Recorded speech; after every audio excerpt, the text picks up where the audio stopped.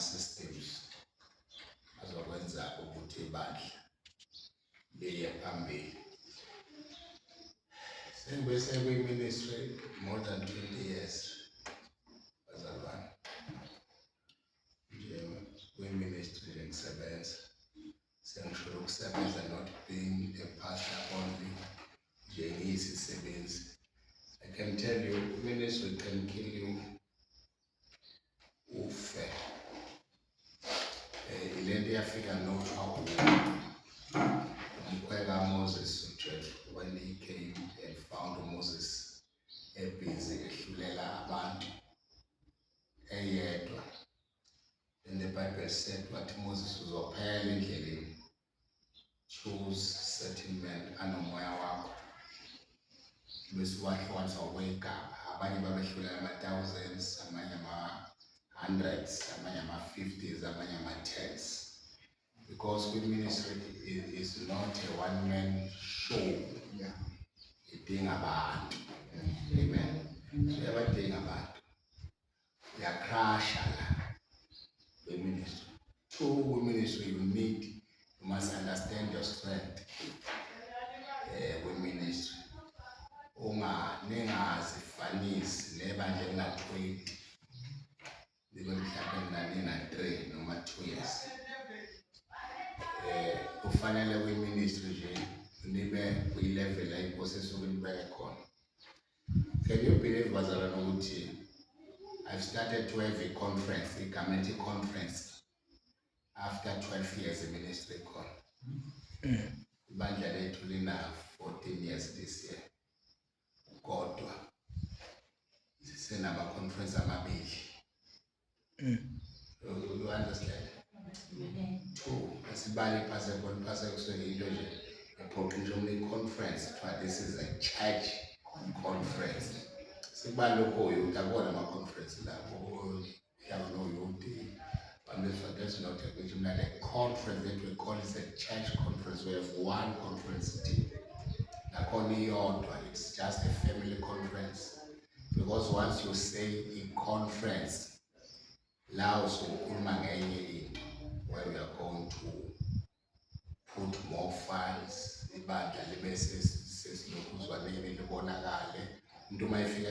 came to a conference. Because in the administration you must not have a pressure. Don't try to be relevant. Don't try to find an abanye before time. So the conference after 12 years the church was established. We have only 2 conferences. Because if the church is sakala, are we doing a conference? There are people who are going to equip the church. If we pressure, the admin I with pressure man sakala. Yes. But now with pressure start. Maintain.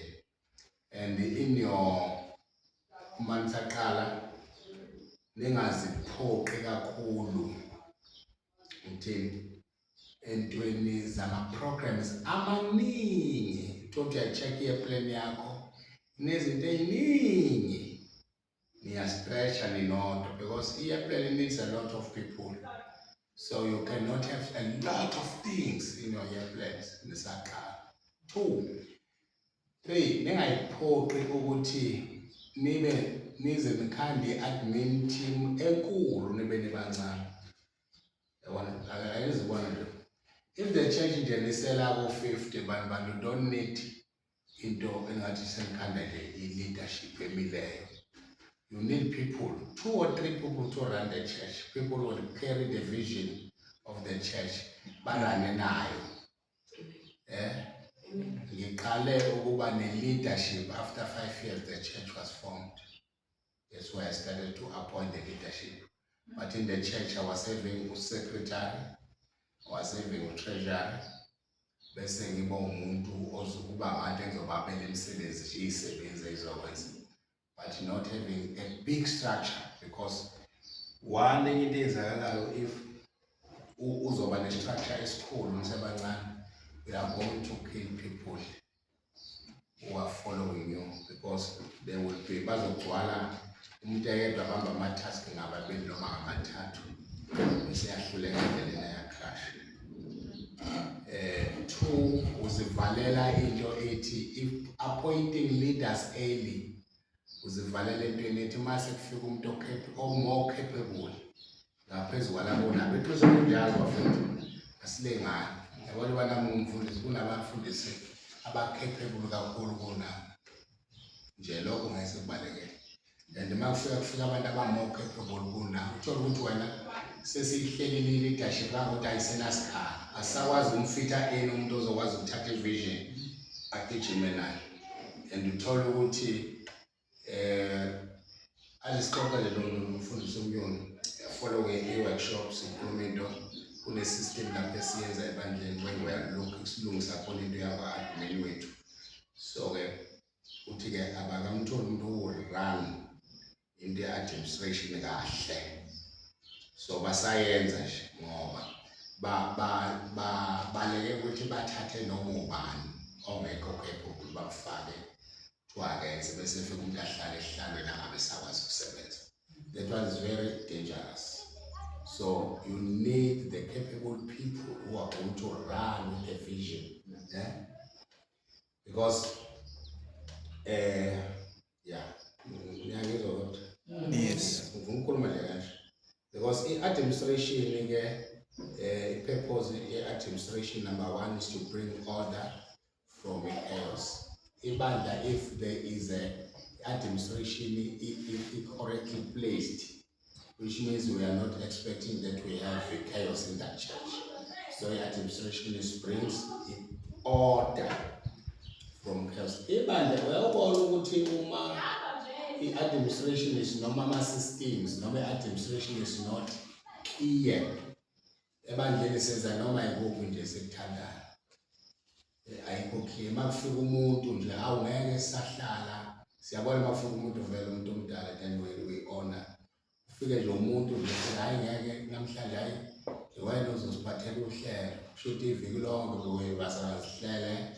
Hayi uzosikhonza ngezwe usufikile yabo. Which means the administration on that church ayiqondana. As we speak now, siyazi ukuthi ebandleni njengoba nje sikhuluma nje manje. By Wednesday sesiyazi ukuthi who's going to collect umnikelo, ubani ozokhonza ngezwi, ubani ozowelcome. Siyabo as we don't have so lot of izinto eziningi kithi ebandleni. Items of trade kufike welcome ama-announcement offering yesu siqedile akukho okunye okukhona. All these 4 people they know ukuthi ubani okufanele enze. Akekho ozothi mayifika namhlanje hayi lo muntu otshela ize kade iprepare. In fact waze ngisazoqala imvuselelo ukuthi anothi manje waze nje early as ukuthi ngiyobe ngingekho and the church liyazi yobe ngekho so ready ukuthi uyena okhonza. So akwazi makufika umuntu esithi hayi sekufike abantu hayi sesohlala phansi kuzokhonza wena no. That shows ukuthi there is a chaos. So we try by all means ukuthi we prevent the chaos from ebandleni zonke izinto sizenza ngokwenhleleko. Because bazalwane let me tell you i-order ebandleni yenza ukuthi abantu bahlale. Yes. Akulona umgcobo. Mina abafowethu sengeke ngashumayela. Yes. Sengeke ngashumayela mina ngivuthe impelengane ngize ngisho umuntu uthi ekhanda. Ngigcwale ihholo. Mina ngisho mina ihholo sifake itulo eziwu-300 zigcwala abantu but bonke abantu labo babefike behamba behlala because charisma has not sustained the church. It is only administration that can sustain the church, can keep abazalwane ebandleni. Abefika manje beze kumanqele ovuthayo bangene baphume beze kumanqele ovuthayo bangene baphume beze kumanqele ovuthayo bangene baphume. The day ngasetha straight into administration number 1 angiyazi into yokuhanjelwa abazalwane manje. Angiyazi. Mhlasimbe ngihamba 1 ngonyaka naye futhi ekuyahamba ukuthi uyambuza ukuthi konke uhambeleni uzobeka nezathenga angikwazi futhi mangithi one ngonyaka especially olunye ngiyabona ama-branch phane lapho Ulundi mhlawumbe is for 3 years 3 to 4 years uthi wakhona umuntu ohambayo bangena kuphela kakhulu into nje kuthiwa ukuhamba komzalwane ngiyazi bangena kuphela baphuma bese bayigroup ey'hlalelayo abazali bayakhathala ngendleleni indlela bekhala baba ngisenawe njalo ngisekhona nalo uhlobo olunjalo and oluthembekileke alukho ukhokha zonke imali zesonto azikho njengoba nathi siyakha nje sakha nabo abezi bayifaka imali then lo mzalwane sinayo khona lokuyifellowship sinakho ukuthi ulokho lethu uzongwabo okay is fine so bakhona but they are not moving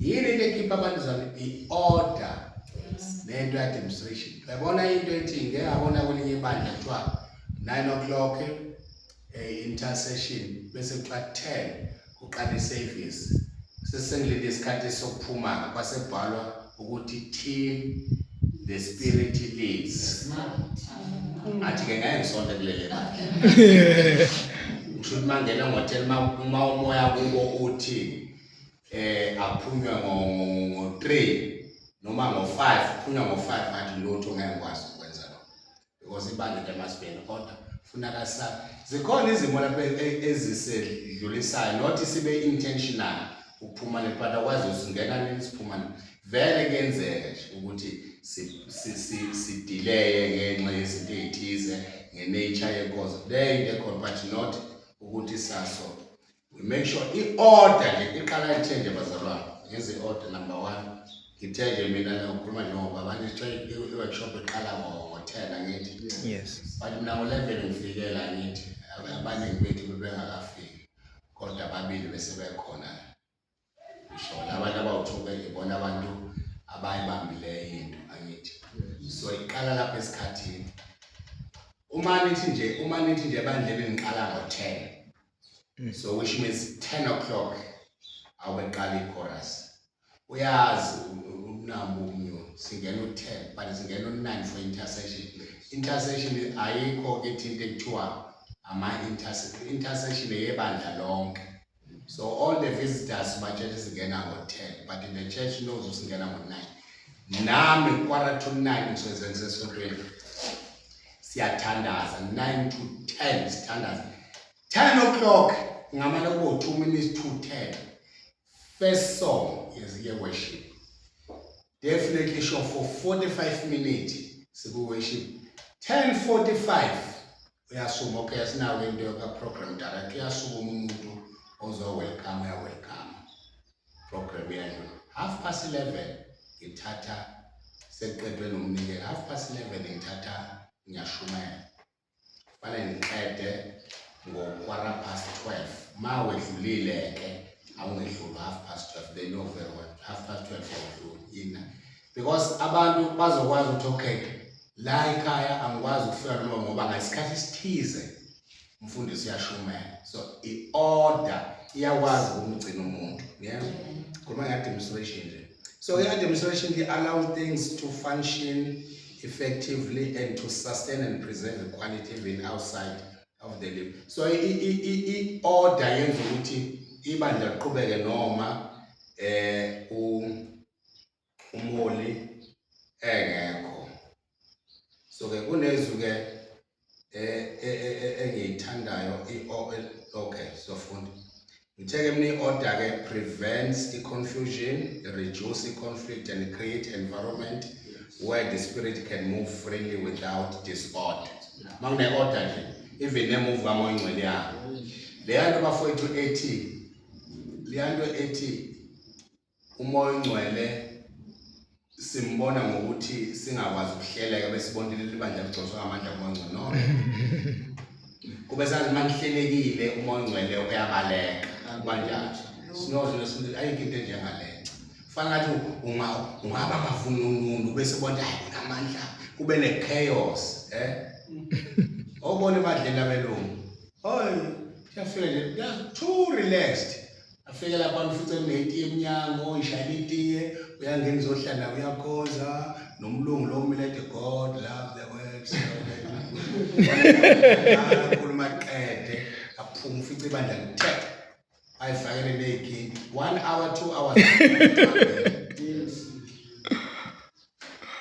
thina kube ngazi ukuthi uNkulunkulu sengathi singamgwedla libona singamgwedla simpha. So 1 Corinthians chapter 14 verse 33, for God is not a God of confusion but of peace, as in all churches of the saints. uNkulunkulu ke akasiye kwesiyalo bazalwane.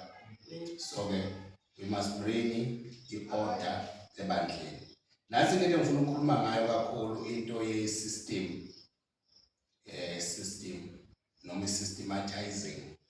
Systematizing is creating repeatable, transferable process that allow ministry to function consistently regardless of who is involved. We need to create a system, system yokurana kwebandla, because once the system ingekho ibandla kusuke depende kumuntu oyedwa. Akufanele ibandla depende kumfundisi. Fanele ibandla libe ne-system whether umfundisi ukhona noma akangekho. People should follow the system. Should follow the system. The system ezayo ukuthi makuthiwa qala iviki ibandla lenzani, ubani is doing this, yabona i-system yonke into ekhonzazo amalibona lokho zani.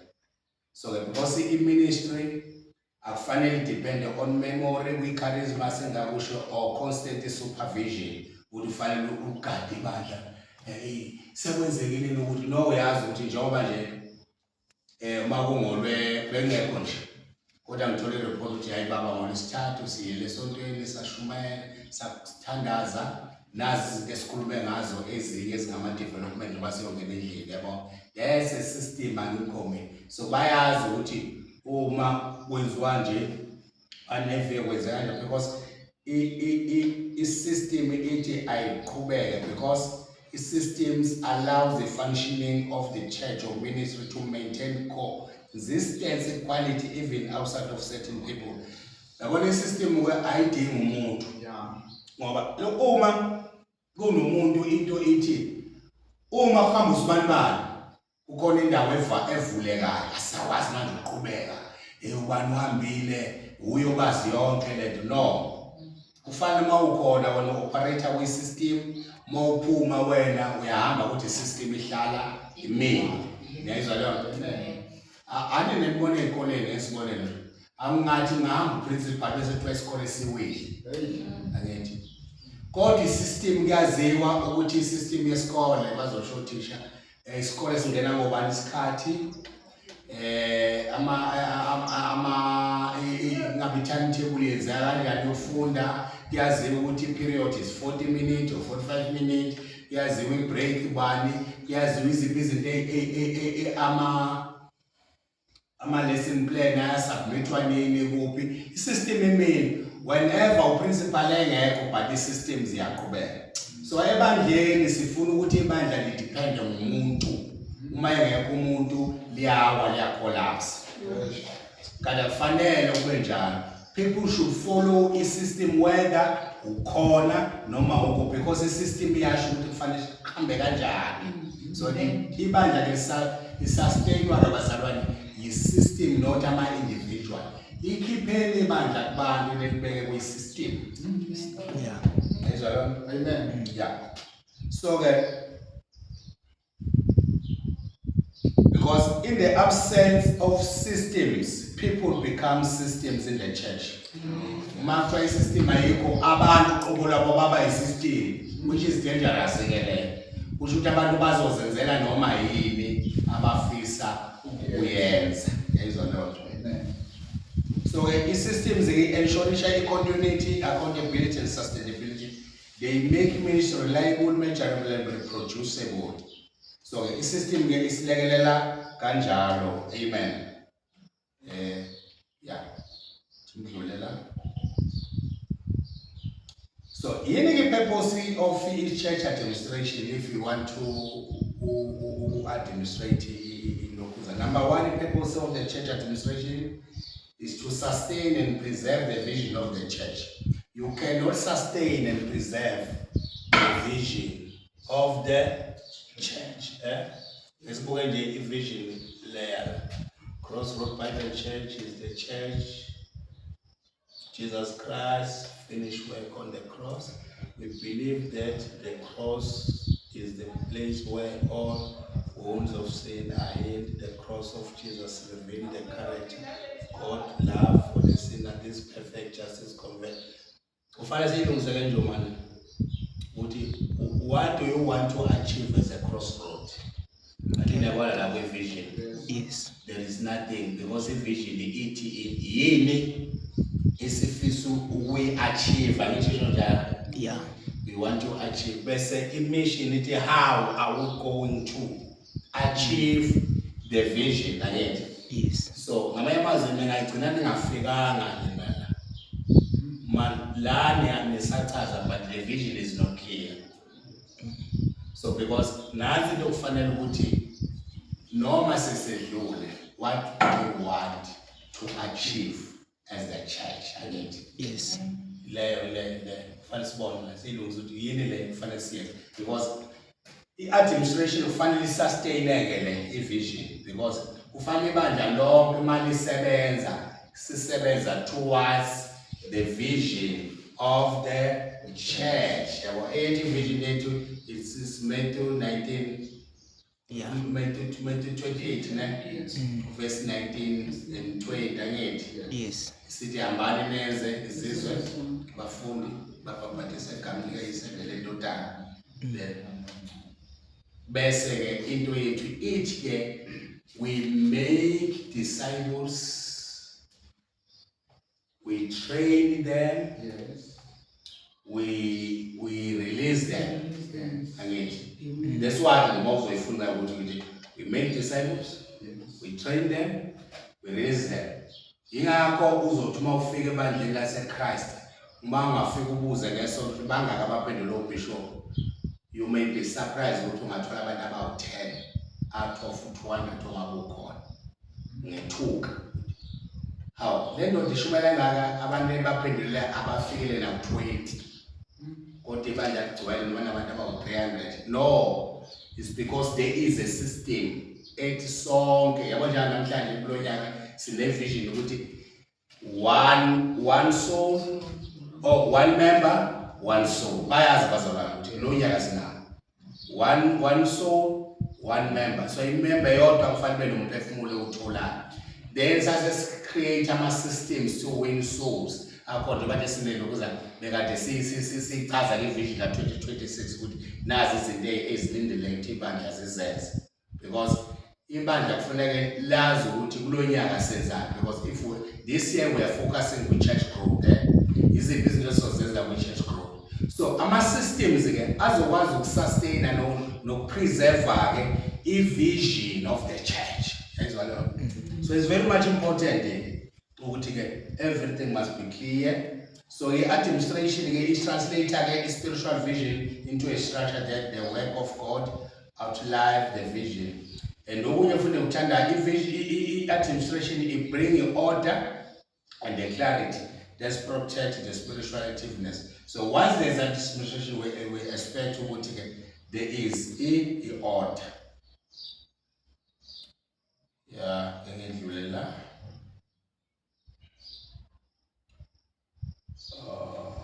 yeah. Ufuna uthatha lezi zinto. Okay. Nansi into ke engifuna ukuthi engifuna siyinake le ento ethi anointing gathers people, administration keeps people. Ebandleni ngicela ukutshela abafowethu akungakuvutha.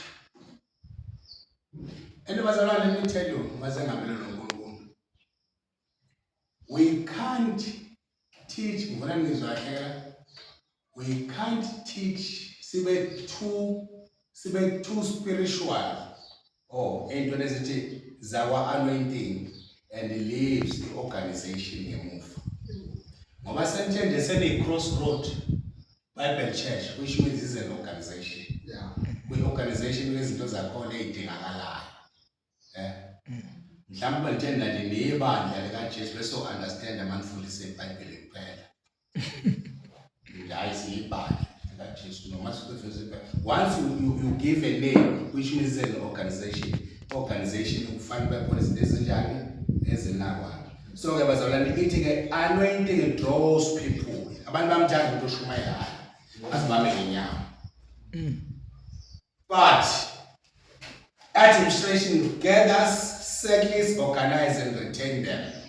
So your organization ndike manje. I-administration. Iqala administration bazalwane iqala ekutheni mangena ngemnyango. Ngifika ngomuntu kufanele ngizizwe ukuthi ngingena esontweni. People who are welcoming mina there emnyango, you see ukuthi these people bawe organization bangimukela kahle, bayangihlalisa, bayanginaka, bathatha ama details ami ukuthi usibani visitors card, mangiqeda ukuphuma nje mangifika ngithola imessage evela sibongile ukuthi ukade kube nathi ebandla lase Cross Road Bible Church siyafisa ngelanga uphinde ubuye. Leyo lezi administration ukuthi kunabantu abazothi maqeda ukukhonzwa umfundisi noma umfuzi ucela ukulibona sekhona umuntu othenga nje ibhodlela lekhokhi nje namakheke senihlala nabo niyababekela baphuma bani usethi umuntu wo bengisebandleni. This is an administration kwi-anointing ngeke kwi-anointing kuthiwa nje mase sebukhoneni benkosi asinakani asikunaki nokuthi ugqokeni asikunaki asikwazi ungakunaki ukuthi ugqokeni asikwazi ngoba ibandla lokuqala laJesu bazalwane lali more vigilant. Lalikwazi ukubona ukuthi basukele la ladecide ladayisa ngamasimu nangamaphasi labuyisa imali bazonakekelwa abantu esontweni because kwakuyibandla endala elinaka asikwazi ukuba nebandla esithi asikwazi ukunaka ukuthi ugqoke siyakubona nje ungena ukuthi lo mzalwane walokhu manje ugqoke impahla yodwa njalo kufanele sinaka hayi ukuthi masike sangena amehlethe ayavaleka awavaleki ayavuleka. Yikho phela lezi zabantu abaphushe anointing ziyogcina engaganwanga intombi zami ziyoganwa ngoba amehlaza kanjani avalekile mase beke bangena nje ababuka ilutho abisabona lutho asiboni no siyabuka sikhonza inkosi siyabuka sisopa sinkonza uNkulunkulu sisopa sibuka izinto kufanele siyicorrect siyayicorrect. That's why mawufunda incwadi Zenzo chapter 6 ithi kwathi ukukhozwa lithiwa ibandla lana kusisa ukuthi sengazi ukuthi sekunaka ukushunyala kwezwi nokuthandaza base bethi no thina silanda abafelokazi thina la ngoba bebazi ukuthi siyanakela bagcwele kodwa manje ngazi ukuthi manje nisabanaki ninaka ukushumayela kuphela base becabanga waphosa bathi no sesikhola abantu aba-understandayo ukuthi this is an organization. Khethani kini ke ama-deacons awu-7 azonakela abantu kodwa ngeke siye ukushumayela inkonzo yezwi nokuthandaza. That was an administration with the apostles must appoint people who are going to serve because the deacons, you can name them as the ushers, people who's taking care of needs. Yabantu abakhona ebandleni because akufanele ibandle livuthe kuphela lishiye idingo zabantu ngemuva. So ke i-administration yenza ukuthi abantu bahlale bezinze. A growing church without administration will eventually collapse under its own weight. Yabona ibandla elivutha nje kuphela liyaphela emoyeni liyaphela nje lingabi bikho. Ningayibona bafowethu enqobo nesengibona mazenge mdala onke lamabandla lesasithi ayabanda nabefundisi bakhona sasithi bayabanda bakhile banezindlu kunabazalwane kunezimoto ezinhle ephakile kunama-families akhona.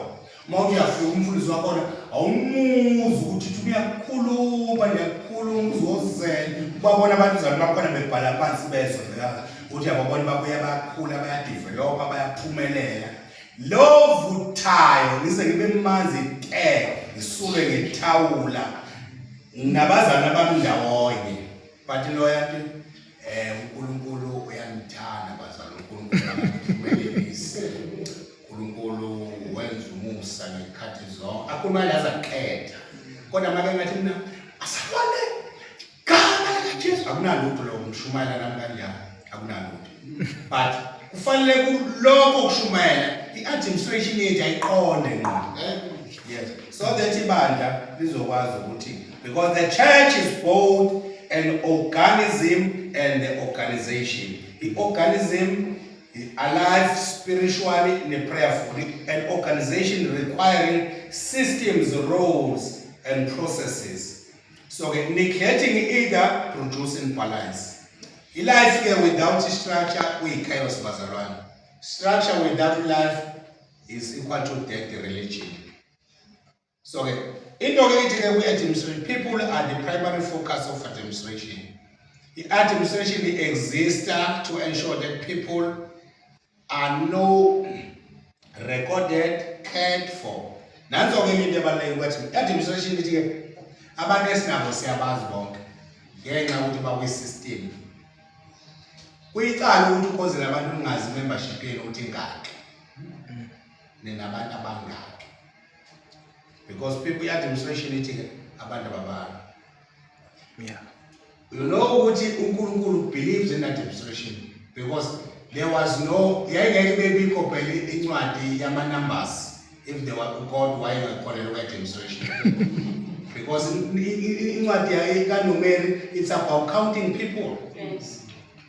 If the Bible said Peter when he was preaching it waphenduka abantu about 3,000.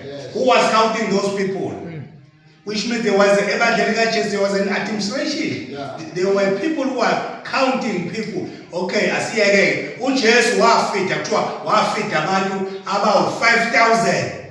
Who was counting? There was an administration. uJesu uqobo lwakhe, there was an administration. This was the reason bazalwane eyenza ukuthi kuphakame uJuda maku kuthathwa kuphikizwa amafutha enani phezulu ugcotsha uJesu. It's not because ukuthi leya ndoda yayijealous ukuthi ngoba yayiphatha imali yayibona ukushort ukuthi ungabe la mafutha singawadayisa ugcwala imali esikhwameni. Why? Because in the way ehlweni lokuba yi-administrate ukuthi uyazi nawo ngabe singagaina something. Because there was an administration. uJesu wayengahambi nje afile, there was an administration yayikhona. So we need to make sure so abantu bayaziwa bayarekhodwa, ama-visitors are followed up. Yeah? Ama-visitors mafika abantu ebandleni bazala sikwazi ukuthi sibe nomuntu singaqoqa information yakhe efikile aphinde ahambe singamazi ukuthi ubani lowo muntu, siphinde singamfollowishi uzophinda usivakashele ebandleni namhlanje. Awuthi ngixoxela njengamanje nje uzokutshela uNkosikazi mhlawumbe emvuselo esiyenzayo ibandla lokho labaqala lapha eTholondi. Okay, saqala ngaphandle kwemvuselelo eGuides Fund. Imvuselelo laphana yesibili kodwa ibandla ligcwele. Imvuselelo nje lesizoyenza manje yesibili. Leyo qala futhi ayenziwanga yini yayenziwa enye movement esisebenza ngayo yeviki last year yesibili. Wow. We train people to make the disciples. Sisikhona manje. Let us train people to make disciples.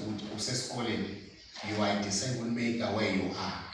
2, we make sure we take care of the visitors. Those people who came to visit the church, they become the members of the church. Afowethu ayikho emhlungu njengoba sendaweni lapho wanawe khona. So the more ibandla laqala lanakekela ama-visitors, i-growth yebandla iyakhula la. Yes. Nina kufika abantu ebandleni banivizithile anazi noma bafikile ngoba into yama-visitors ithi kufanele siyi-track ukuthi uma uvisita abantu abawu-20 kule nyanga, how many of them abamukela uJesu? Yeah. Because let me altar call bazalwane. It must be an altar call every Sunday. Fanele bizwe altar call every Sunday. Ngoba phela isonto akusile indawo yabantu abangcwele. Indawo yabantu abangcwele nabaxakekile. Yeah. Omunye uxakekile akengeke uJesu ushuya levithi bese ngabiza altar call bese ngasindizwa. Kanti ukukhula kwesonto kulele lapho. ukuthi we preach, we call altar call, people they accepted Christ. Or else, bese siqedile, ngizweni futhi, because it's an organization. Ake ngibuze umbuzo.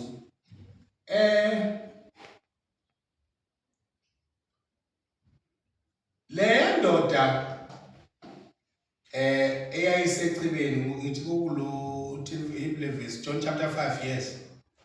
Le ndoda eyayisecibeni yahlalelele ecibeni. Uma siyafuna isixhobo manje why what's the reason that yayihlala khona?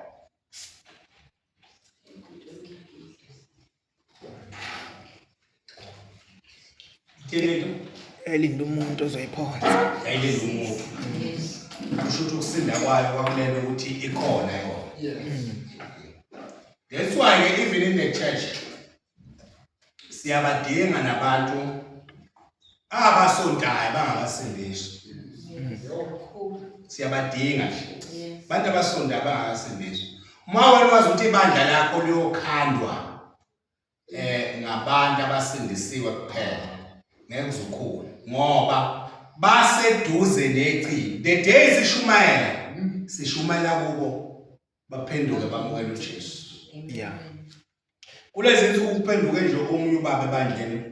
Selandela isikhathi eside ngibize altar call angasongo. Bese isikhathi ngiyibize ngifuna ukuyiqondisa kwinti ngifuna ukuzwa namhlanje ukuthi akathi into ize ngimbuke. Ngicela nasemthandazo nalutho nje angaphamisisa. Isikhathi eside kodwa ukhona manje. Uyahlala akenze lutho uyahlala nje. Nje insokweni nje mangishumayela qeda mangibize altar call kwasindiswa yena yedwa.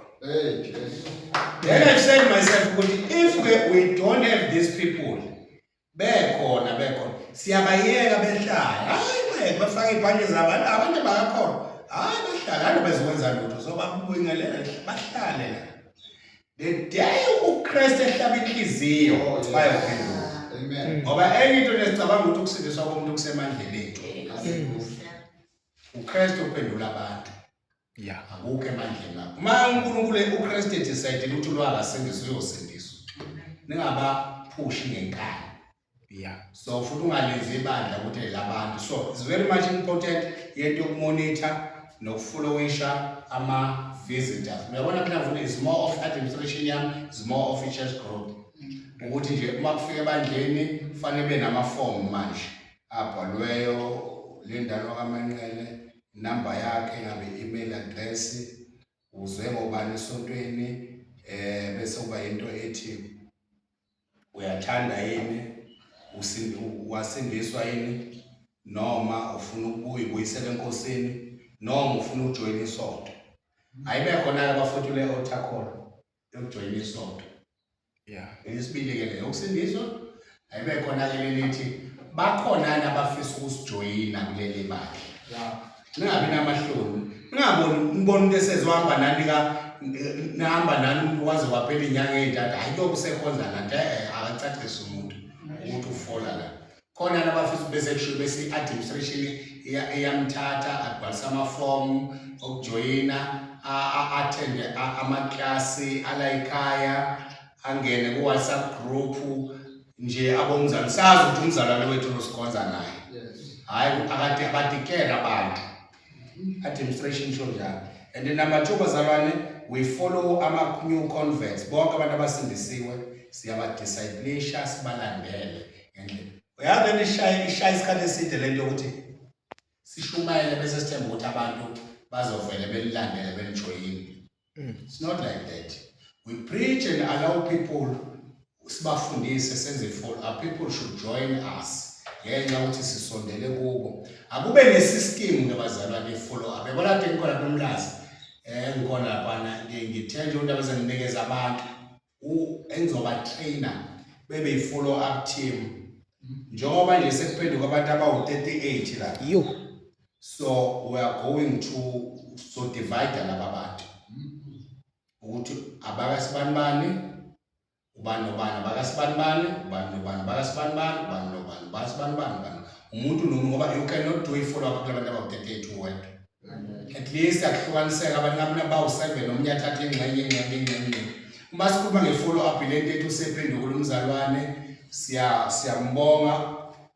Ukubiza iteam yakho nje wena wedwa ungathi uyi-follow up ubabize nje nizophuza nje ikhofi noma nizophuza idrink namakhekhe nihlale uyibandla lakho leseli-asayine kuwe. Ufana nje njalo uma uya kwisontweni ureporte kumfundisi ukuthi nginabantu abawu7 aba-allocate-we yimi. La namhlanje enkonzweni kufike nabawu5 abawu2 benze njani.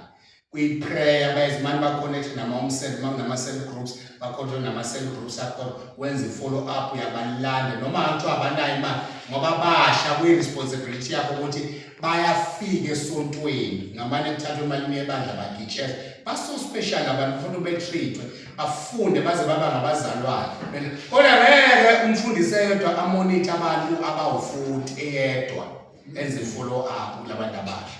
Abantu balahleka lapho-ke entweni yama-converts because we fail to disciple them. Uyazi bazalwane umzali mayiphendula kufanele mayiqeda ukuphenduka amonithe noma contact within 48 hours. Ephendukile within 48 hours. Fanele qale belandelwa acheckwe kwenziwe ne-visit kuyobukwa kubo kunjani mhlawumbe kuney'dingo zempilo ey'dingo zakhona ey'dingakalayo mhlawumbe abanakudla abanalutho kwene-intervention siyakholwa phela lo muntu akusafanele ayekelele. So-ke i-discipleship ayibe strong ebandleni. So-ke angeke kukhuleke ibandla uma sosebenza nje. Mina ngabe ngebandla lami mhlawumbe ngabe ngikhuluma ngo-5,000. Mina ngangasho imali emvuseleleni ka3 weeks kwaphenduka abantu abawu300. Yo. 300 kwasala only 2. Ngathi mina uNkulunkulu ubefuna. Kanti i-administration engishayile. I failed to disciple them. So kulabantu abawu2 omunye kwalahleka kwasala bani. Lo yedwa because selokhu asala-ke uyayepha yakholwa ngendlela esimanga omunye intombazana wamusesigabeni yakholwa wasala yena. You can't tell me ukuthi uNkulunkulu engaphendula abantu abawu300 bese kuthi mina kufuneka umuntu oyedwa. Abantu bahlatshwa umoya ingcwele izwi bahlabela ikhizi umoya ingcwele okhanyisa baphendula babona ukuba baphakamisa isandla. Kodwa i-administration balahleka phezu kwethu. We have done so many outreaches open as umuntu aphenduke simshiye lapho without any follow. Uma kufanele sizofika kumuntu akaze asixoxe kulalane ngasafuna ukuthi ningilandele bese simtshela ukuthi haya siyabonga kodwa nanoma yini uma usuzukhumbula ebandleni enkonzweni uyosifica sikhona. So umsebenzi kaNkulunkulu ungenziwa haphazardly awenziwe ngeqiniso. Because members are shepherded intentional. La i-administration i-exista khona abantu beluswa nje ngokweqiniso nangokwenhloso bayeluswa. Because crowds are not the goal of the Church of Jesus Christ. Care and discipleship are. Isixuku nje akuyona igoli yebandla likaKristu. Kodwa abantu bayanakekelwa, abantu bayadiscipleship. So i-system ke bazalwane ke ama-systems prevents confusion and burnout. Number 1 isuke izoclarify ama-roles and responsibility ukuthi umuntu wonke ebandleni yini elindelekileyo. My system right nje izoclarify ama-roles and responsibility, reduce i-conflict and duplication. Thola ukuthi omunye sekunama-conflict la kwenzeni umsebenzi. Umunye usenza umsebenzi womunye ngoba ama-roles awekho clear. Protect leaders from exhaustion. Njengo Moses. So nje ke i-administration protect ama-leaders ukuthi angabi biko exhausted. Thola ukuthi usukhathele kwakube isikhathi uma kwakune-conference ekhona thola kuzoba nephasika ngiyongena late ade sibhizi nonkosikazi ade sikhinde ihholo sesiyongena late uyabona into ongayazi. So ama-systems are right. So now nje bayazi ukuthi nje uma kuzoba ne-guest ngifike ngifonele i-guest siqede ngezinto ngale honorarium all those things siqoqe siqede ngimtshele nokuthi ke sikulungele ulungisele kuphi endaweni uzolala bese ngiyaqeda. Ngiqedile ngiphumile mina. Bathatha umnyoni njengoba nesidela i-protocol team. Sesiya-assigna ubani kumele uzoxhumana ne-guest noma ne-PA ye-guest mayelana nokuza kwakhe. Asikho nje isikhathi sokufonela umuntu ukuthi usukuphi. Sisekwenze njani ubaba uzofika nje ade sine-guest nje bekade efika ile. Ngagcina ukukhuluma nayo sakhuluma yamphosela kwi-PA yakhe. Ngathatha nami ngaphosa kwi-protocol team yami ngathi seniyoxoxa. Baxoxa kwakhuluma ama-honorarium, kwatransfer imali ofanele utransfer, imali kapetrol, ukuthi ifika abadlane akustori sami. Mina ngaqala ukubona i-guest yayifike ngoLwesine, saze sabonana ngoLwesihlanu ntambama. Sisibonana esontweni. Singazi bafika. Yina angikwazi ukuba exhausted mina ngithola mina i-report egroupini besho ba-report egroupini yabo protocol njengamanje i-guest yethu kube sicela ukubuza baba kwami isikhathi siyilanda ngasikhathini yisho bayaphuma ishiya imoto yabo bayilayisha iyehla iyabuya ukuthi indlala umsebenzi wabo lokho benza yonke into qeda sihlukene. Can you imagine kezwe yini yonke le ngibheke nebandla ukuthi kufanele uqale workshop wenze ukuthi ngiyaphithizela sengikhohlwe ngokulanda nami ngiphuma lapho uthola ngishiya inkonzo phakathi yadafa ne-whole day ini ngilanda umuntu banjani relaxile because ama systems are prevent umholi ukuthi abe exhausted. Enye into sasiyikuwa njengokuphakama mina nje impela ngizafela mina lento yokuba ne-PA yokuphakama. But I can tell you now ukuthi the way I mix ama-date ngayo ngibona ukuthi there is a need. The way othola ukuthi udlalwa ngami ngayo ngendlela engihamba ngayo omunye akakhanisela inkonzo usula uqakela ithi baba sibona izulu sabona ukuthi asikhansele ukhansela sengilami sengisibhalile abazana ukuthi ngathi liyana sikhonzele into 12 oba nomoya sesikhanselile yabo. So ukuze preventa ukuthi ungabikho exhausted.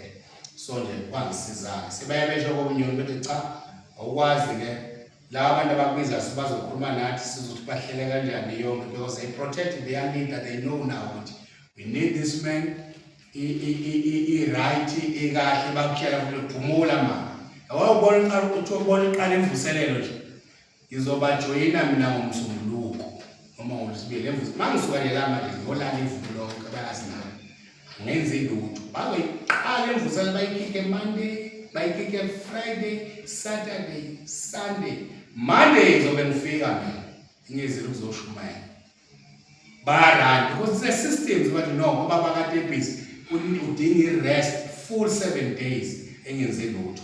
So because ama systems njani anciphisa i-burden kumfundisi. So again i-system allow ministry to function without constant crisis.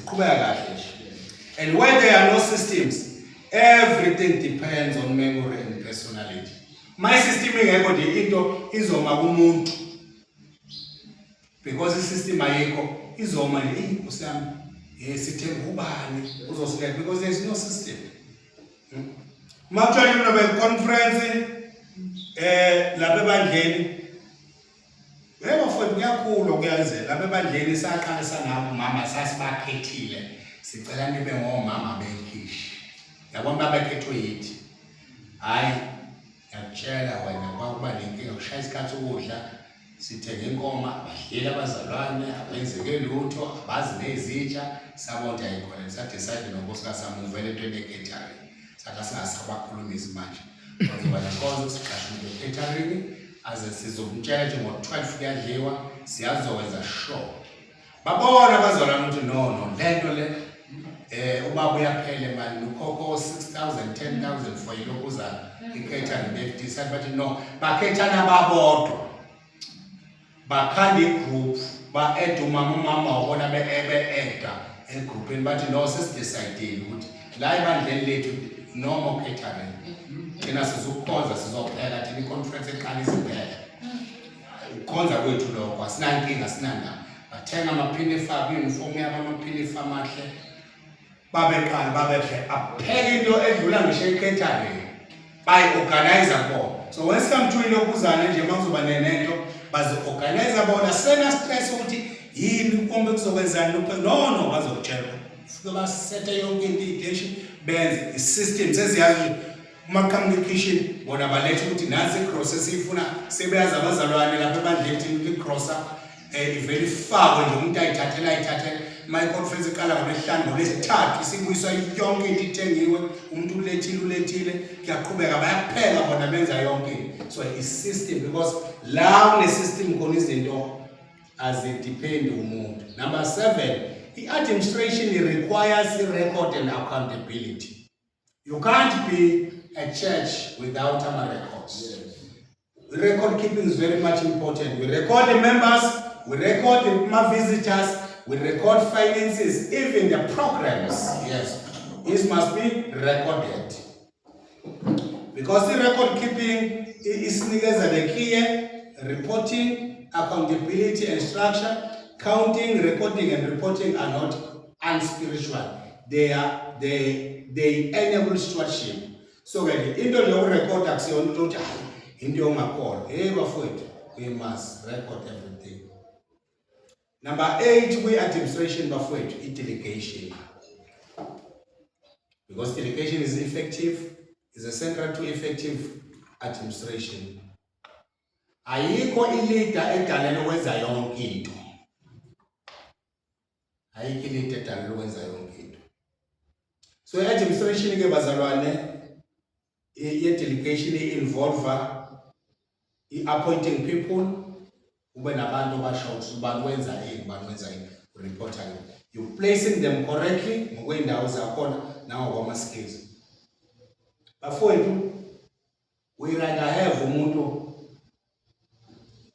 osebenza esitolo osebenza ngemali ushaya ithili asiphathele imali rather than ukuthi ushiye umuntu osebenza ebhenke nosebenza ngemali uthathe akuzibonela uthathe kalise uthathe nje umama oyisebenzele endlini usizayo nithi akasiphathele imali.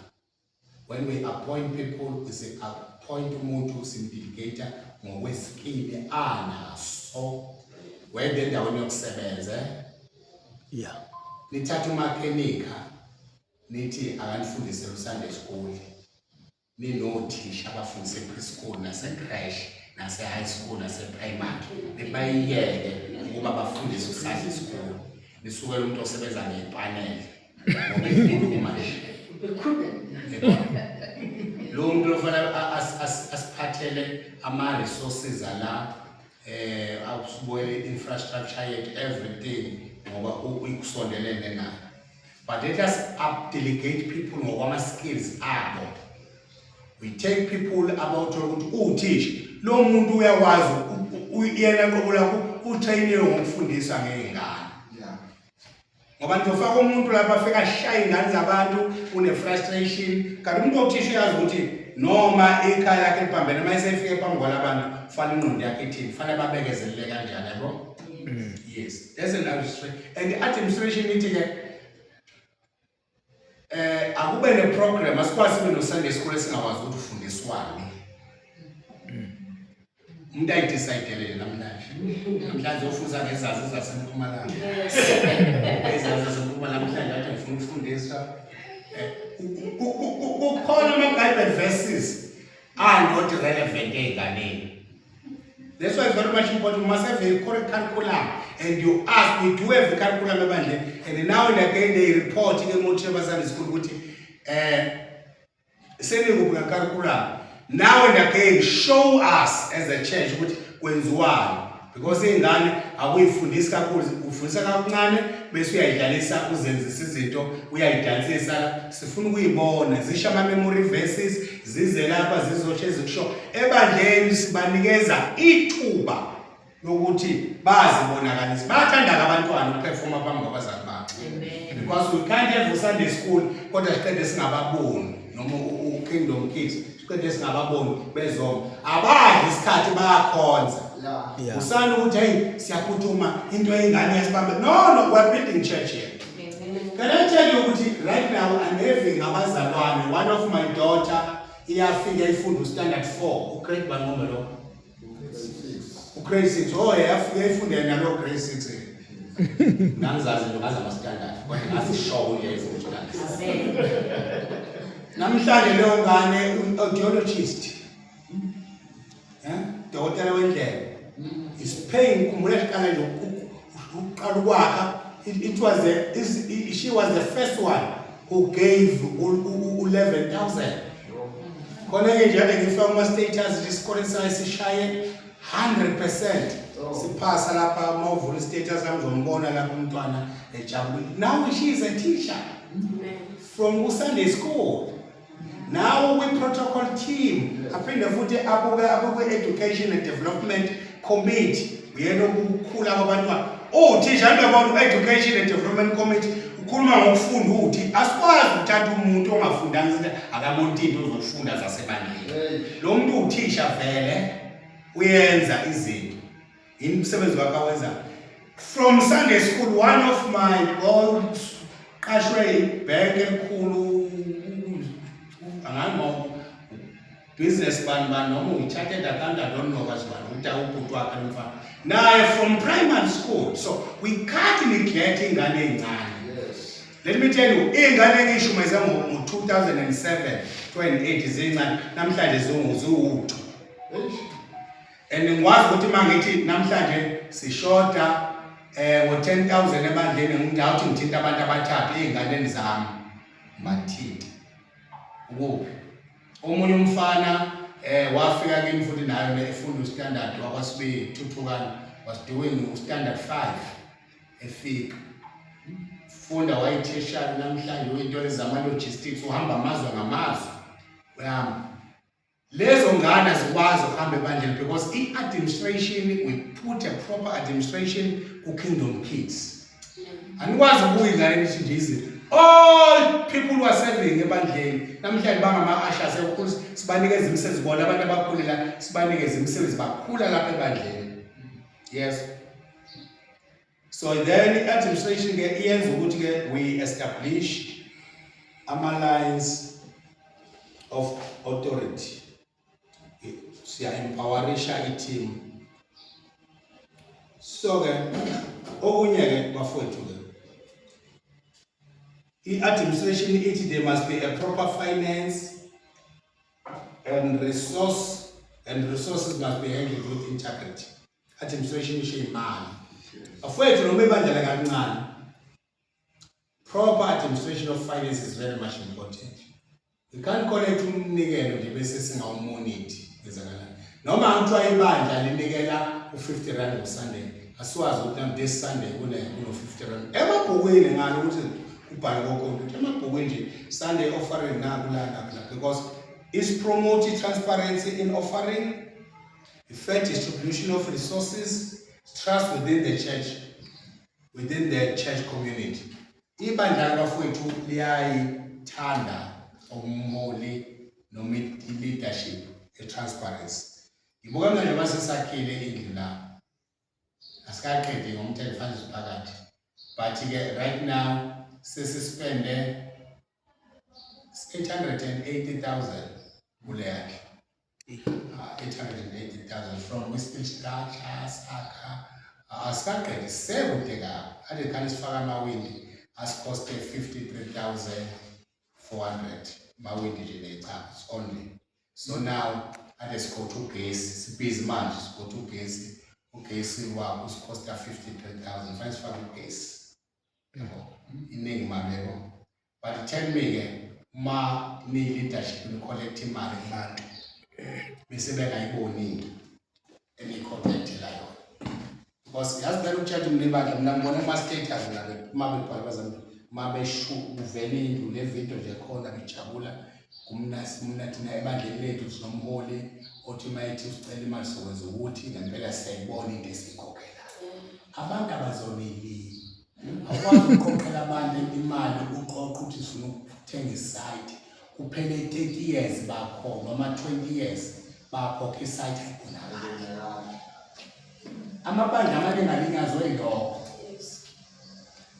We as leaders funa sihlukanisa imali yethu nemali yebandla. Sihlukanisa imali yethu nemali yebandla. Nebandla endiye siyayikhokha kwa-40 ishumi. Yazi ukuthi ishumi zikamfundisi. Enikelwayo leyo kwakho angihlangani nayo idibane nayo. They count it, they keep it, they bank it. Nami makufunakala into ngiyacela kwi-finance team ukuthi what into okufanele basinikeze yona, because transparency is very important when you are building the church. Uma nithenga amazi nathenga nakuvela ukuthi nithenga amazi ubhalwe ebhukwini yonke into ebekhiye. So because financial order protect unity and the credibility. Ngofuna ibandla amabandla amaningi alahleka axabana ngento yani yakwa finance. Because poor administration aborta the future of that church. Effective administration positions the church for longevity, sustained growth, leadership transition, generational continuity. Yaziwa ukuthi asophinda liphele lo bakhe ngoba i-administration yali iproper, bayazi abantu ukuthi kufanele kwenze njani, kwenziweni. Ama-consequences ke-poor administration bazalwane, or where there is no administration, the vision and the future of the ministry are aborted. Lelo bandla i-vision i-vision nje ne-future lo bandla into engekho.